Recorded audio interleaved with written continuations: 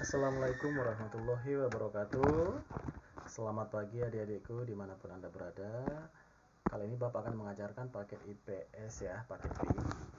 Oke, tentang kebangkitan Indonesia ya, yang membahas tentang nasionalisme. Nah, oke. Pengertian nasionalisme ini apa ini? Oke. Menurut Kamus Besar Bahasa Indonesia, nasionalisme atau kesadaran nasional memiliki pengertian sebagai kesadaran keanggotaan dalam suatu bangsa yang secara bersama-sama mencapai, mempertahankan dan mengabdikan identitas, integritas, kemakmuran dan kekuatan bangsa itu. Nah, contohnya ini kita ini. Kita kan sering dibilang, kok nggak nasionalisme banget sih gitu kan. Maksudnya kamu sih nggak pro dengan negaramu sendiri, nggak peduli dengan negaramu sendiri. Nah, itu kan sering kita sampaikan kalau bergaul dengan teman-teman kita, saya bercanda ibaratnya. Nah itulah, nah nasionalisme itu adalah tentang seberapa besar kecintaan kita pada suatu negara. Contohnya NKRI ya. Oke, terus nah kita membahas lagi lanjut tentang pengaruh perluasan kekuasaan kolonial barat. Nah, kolonial barat yang di sini adalah Belanda ya. Nah, pengaruh Belanda sangat ya, kita juga dijajah oleh Belanda cukup lama ya. Nah, di sini kita akan membahas tentang pengaruh perluasan kekuasaan kolonial barat. Nah, pada akhir abad ke-18 VOC dibubarkan dan diganti oleh pemerintah kolonial Belanda. Oke. Nah, pemerintah kolonial Belanda tetap berusaha memperkuat kedudukannya dan memperluas wilayah kekuasaannya di Nusantara. Nah, pada mulanya kolonial barat hanya ingin mendominasi perekonomian, lama-kelamaan kolonial barat menguasai politik dan ekonomi. Akibatnya, seluruh politik dan ekonomi Indonesia dirampas oleh kolonial barat atau Belanda ya. Nah, untuk memperoleh keuntungan yang besar, pemerintah kolonial Belanda melaksanakan sistem tanam paksa sejak tahun 1830. Nah, sistem tanam paksa ini menimbulkan penderitaan yang luar biasa bagi bangsa Indonesia. Nah, sistem tanam paksa mendapat kritikan tajam dari orang-orang Belanda itu sendiri yang didukung oleh kaum liberal. Nah, pada tahun 1870, sistem tanam paksa dihapuskan. Selanjutnya pemerintah kolonial Belanda menjalankan politik liberal. Nah, pelaksanaan politik liberal ternyata juga menimbulkan kemiskinan dan penderitaan bagi rakyat. Nah, akibatnya timbullah reaksi kritik dan kecaman dari berbagai organisasi sosial, politik, dan keagamaan terhadap politik liberal. Nah, akhirnya pada permulaan abad ke-20 pemerintah kolonial Belanda melaksanakan politik etis. Nah, oke, perluasan kekuasaan kolonial Belanda di Indonesia membawa akibat dari berbagai segi kehidupan, seperti di bidang politik, di bidang ekonomi juga, terus di bidang sosial. Terus maupun di bidang kebudayaan, nanti adik-adik bisa baca ya, karena materinya agak panjang, jadi Bapak singkat ya. Terus lanjut ke pengaruh perkembangan pendidikan barat. Nah, bagaimana ya perkembangan pendidikan barat selama masa penjajahan ya. Sejak abad ke-19 pemerintah Belanda secara lambat laun membuat sekolah-sekolah pendidikan itu ternyata begitu menarik bagi pemuda Indonesia. Nah, selain lembaga pendidikan kolonial ada juga lembaga pendidikan swasta yaitu Taman Siswa. Oke, Taman Siswa. Nah, Muhammadiyah, Misi dan Zending. Hasil pendidikan telah menumbuhkan suatu golongan cerdik pandai di kalangan rakyat Indonesia. Nah, golongan ini sadar akan dirinya dan keadaan yang serba terbelakang dari masyarakatnya. Mereka mulai bangkit menjadi suatu kekuatan sosial baru yang berjuang untuk perbaikan nasib bagi rakyat Indonesia. Nah, ini adalah berikut adalah gambar suasana belajar ya, khusus anak keturunan Belanda ini ya, di zamannya. Oke. Lanjut lagi.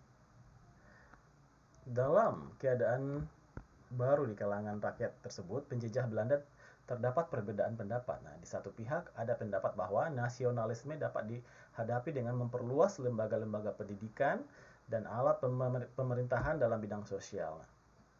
Di pihak lain, para penguasa, terutama gubernur jenderal, sangat mengkhawatirkan akan perkembangan baru ini karena dipandang dapat mengancam kelangsungan hidup kolonialisme Belanda.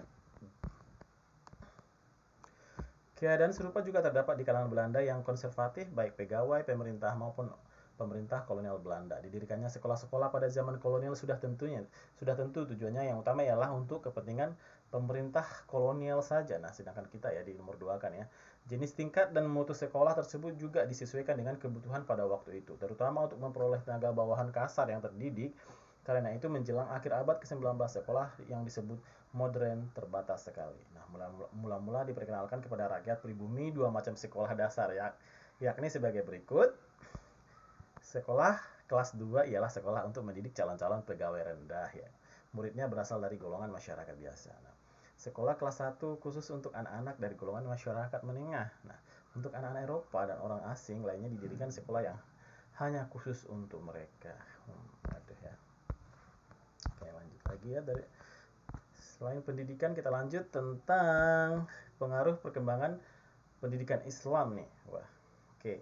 Sekolah yang didirikan organisasi Islam seperti Muhammadiyah bersifat modern karena proses pembaharuan, namun masih bersifat Islami, ya kan? Pendidikan Islami ialah pendidikan yang dikelola oleh umat Islam dengan tujuan untuk menanamkan nilai-nilai Islam kepada peserta didiknya. Nah, sampai sekarang kan Islam Muhammadiyah atau sekolah Muhammadiyah masih eksis ya sampai sekarang, alhamdulillah. 3 macam sistem pendidikan dan pengajaran Islam di Indonesia adalah sebagai berikut. Pendidikan dilanggar atau disurau. Nah, kayak disurau ya. Langgar atau surau dikelola oleh seorang petugas yang disebut amil, modin dan memiliki peran sebagai guru agama. Nah, pelajaran agama yang diberikan adalah pelajaran dasar, yaitu mempelajari huruf Arab atau menirukan guru yang membacakan surat dalam kitab Al-Quran. Kedua, pendidikan pesantren. Nah, pendidikan pesantren merupakan pengembangan dari pendidikan surau atau langgar. Nah, lembaga ini telah dikenal masyarakat Islam Indonesia. Ketika Belanda menyisihkan umat Islam dari model pendidikan Belanda, lembaga seperti inilah yang menjadi penyangga pendidikan umat Islam. Nah, sekarang ada lagi pendidikan madrasah. Nah, dalam perkembangannya, sistem pendidikan madrasah ini ada yang sejajar dengan pendidikan dasar dan menengah. Nah, madrasah yang setingkat dengan sekolah dasar disebut ibtidaiyah. Nah, yang setingkat dengan SMP disebut sanawiyah dan yang sederajat dengan SMA disebut aliyah. Melalui sistem pendidikan di langgar atau surau, pondok pesantren dan madrasah inilah kekuatan moral para pemimpin Islam tidak pernah pudar dalam berjuang untuk lepas dari penjajahan kolonial Belanda. Ya Allah. Alhamdulillah ya, sangat-sangat berpengaruh sekali ya untuk pendidikan kita sampai saat ini ya. Beberapa tokoh perjuangan tersebut diantaranya adalah Kiai Ahmad Dahlan, Abdullah Ahmad, Syekh M. Jamil Jambek, Haji Zainuddin Labai, dan Kiai Haji Hashim Asy'ari. Nah, ciri-ciri perjuangan bangsa Indonesia pada masa pergerakan nasional antara lain sebagai berikut. Nah, digerakkan oleh golongan terpelajar yang berwawasan luas, bersifat kebangsaan, menggunakan organisasi modern, tidak tergantung pada seorang pemimpin. Yang kelima, tidak mengandalkan perjuangan fisik, tapi berdasarkan gerakan sosial, ekonomi, pendidikan, kebudayaan, dan politik. Kita tugas tadi bisa nanti belajar mandiri di rumah ya. Jelaskan pengaruh kebangkitan kesadaran nasional Indonesia dengan perkembangan pembangunan di Indonesia pada saat ini.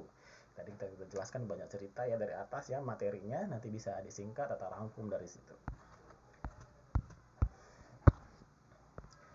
Terus lanjut ke materi 2 adalah Aku Ingin Merdeka. Nah, pergerakan kebangsaan Indonesia adalah perkembangan sejarah pada masa pergerakan kebangsaan merupakan keberlanjutan dan perubahan dari zaman kolonialisme. Nah, setelah penjajahan Belanda tadi ya.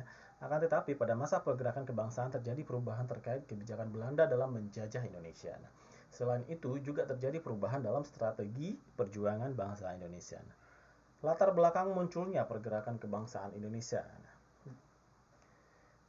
Pergerakan nasional di Indonesia mulai muncul di tahun 1908. Nah, disebabkan oleh faktor dalam negeri dan faktor luar negeri. Nah, faktor dari dalam negeri melebih menentukan di bidang dengan faktor yang timbul dari luar negeri. Maksudnya melebih menentukan dibanding dengan faktor yang timbul dari luar negeri. Nah, fungsi dari peranan faktor luar negeri hanya bersifat mempercepat proses timbulnya pergerakan nasional. Nah, faktor-faktor sebab dalam negeri, apa aja? Ini dia. Penderitaan akibat penjajahan, bangsa Indonesia merasa senasib sepenanggungan sama-sama dijajah oleh Belanda. Nah, pembangunan komunikasi antar pulau yang menyebabkan makin mudah dan makin sering bertemu rakyat dari berbagai kepulauan. Nah, Ketiga, pembatasan penggunaan atau penyebaran bahasa Indonesia di kalangan pribumi di satu pihak dan penggunaan bahasa Melayu yang dipopulerkan oleh di lain pihak. Nah, menyebabkan bahasa yang berasal dari sekitar Selat Melaka ini menjadi bahasa Indonesia. Nah, oke. Undang-Undang Desentralisasi 1903 yang diantaranya mengatur pembentukan kota praja atau Gimente atau Haminte. Nah, Dewan-Dewan Kota Praja memperkenalkan rakyat Indonesia akan tata cara demokrasi yang modern. Terus yang kelima, pergerakan kebangsaan Indonesia dapat juga disebut sebagai reaksi terhadap semangat daerah yang tidak menguntungkan bagi perjuangan kemerdekaan. Terus yang keenam adalah inspirasi kejayaan Sriwijaya. Terus faktor-faktor dari luar negeri yang mempercepat timbulnya pergerakan nasional ini adalah adanya paham baru yaitu liberalisme dan human right. Nah, akibat perang kemerdekaan Amerika dan revolusi Prancis. Nah, diterapkan pendidikan sistem barat dalam pelaksanaan politik etis. Nah, yang menimbulkan bahwa wawasan secara luas bagi pelajar Indonesia walaupun jumlahnya masih sangat dikit ya. Terus kemenangan Jepang terhadap Rusia tahun 1905 yang membangkitkan rasa percaya diri bagi rakyat Asia Afrika dan bangkit melawan penjajah. Terus gerakan Turki muda yang bertujuan menanamkan dan mengembangkan nasionalisme Turki sehingga terbentuk negara kebangsaan yang bulat dengan ikatan suatu negara, satu bangsa, satu bahasa ialah Turki. Oke. Gerakan pan-islamisme ya. Islamisme yang ditemukan oleh Jamaluddin al-Afghani bertujuan mematahkan dan melenyapkan imperialisme barat untuk membentuk persatuan semua umat Islam di bawah pemerintah Islam pusat. Nah, gerakan ini menimbulkan nasionalisme di negara terjajah dan anti-imperialisme. Nah, terus organisasi pada awal pergerakan nasional. Nah, tahun 1908, perubahan titik awal bangkitnya kesadaran nasional dimulai pada tahun tersebut mulai muncul organisasi yang pergerakan nasional yang pertama yaitu Budi Utomo 20 Mei 1908 yang kemudian disusul oleh organisasi lainnya yaitu Sarekat Islam berdiri tahun 1905. Namun saat itu masih berbentuk sarekat dagang yang awalnya hanya mengayomi pedagang-pedagang Islam. Perjuangan bangsa Indonesia untuk mencapai kemerdekaan memiliki ciri dan sifat-sifat perjuangan yang berbeda setelah tahun 1908. Berikut sifat-sifat perjuangan bangsa Indonesia ya untuk mencapai kemerdekaannya setelah tahun 1908. Menggunakan organisasi yang teratur dan lebih terstruktur. Yang kedua adalah bersifat nasional, artinya sudah terjadi kerjasama antara daerah di seluruh Indonesia ya. Tidak tergantung pada satu orang, atau artinya jika pimpinan seseorang ditangkap, maka perannya dapat digantikan oleh orang yang lain. Itulah organisasi-organisasi yang berdiri pada pergerakan nasional adalah Sarekat Islam, terus Budi Utomo, terus Insij Party. Insij Party ini berdiri di Bandung ya. Oke. Terus Muhammadiyah, nah itu adalah Partai Komunis Indonesia. Wow. PKI ya ikut juga ya bahwa organisasi dalam masa tersebut ya. Terus Taman Siswa, Partai Nasional Indonesia. Oke. Nah, itulah dia adalah kelompok-kelompok ya atau organisasi-organisasi yang membantu ya pergerakan timbulnya semangat nasionalisme untuk merdeka ya. Oke. Itu yang unit 3 nanti ada juga semangat Laskar Kemerdekaan juga. Oke, karena udah materi terlalu banyak, Bapak cukupkan dulu sampai di sini ya. Nanti adik-adik bisa langsung dibaca kembali materinya ya. Oke, Bapak ucapkan terima kasih. Assalamualaikum warahmatullahi wabarakatuh.